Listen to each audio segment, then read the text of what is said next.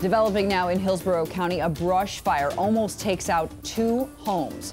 Crews spent all evening fighting to get this fire 90% contained. It started at around 1 p.m. near Ruskin, and the fire quickly grew to 15 acres, forcing some roads to shut down. When Nightside's Candace Aviles arrived, members of the Florida Forest Service were ramping up their fight to save this community. Firefighters spent hours fighting the Stevens fire from right here on the ground and in the air with 2 helicopters. Now, there's still some fire burning deep in the brush. I'm not sure if you can see it or not, but take a look at the fire earlier today. A much different scene. You can see that the flames were burning strong with thick white smoke still coming up, and you could see that smoke from about a mile away.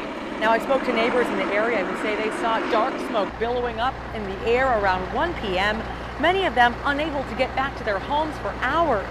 Florida Forest Service officials say at one point it threatened 2 homes, but they were able to get it under control. The biggest challenges fighting the fire are the changing winds, accessibility, and all the extra debris left over from Hurricane Irma making more fire fuel. They are asking everyone to be extra careful where they choose to burn and where they choose to discard their cigarettes. Reporting in Ruskin, Candace Aviles, 10 News. And Bobby, this really was just a matter of time given how dry we are. You've been talking about this. Yeah, and this is the tip of the iceberg. Unfortunately, we're going to be dealing with this for the next several months. But let me show you what happened. So you can see the smoke there. They said shifting winds. We started with a southeasterly wind this morning coming in just very light. But what happens with the sea breeze, that wind turned to the west. The fire's right in here. Let's zoom in a little bit closer. South of Apollo Beach, there's Ruskin right there. And in fact, that's the Little Manatee River right there. And you can see this is the neighborhood that the fire is, well, the fire is just to the south of it.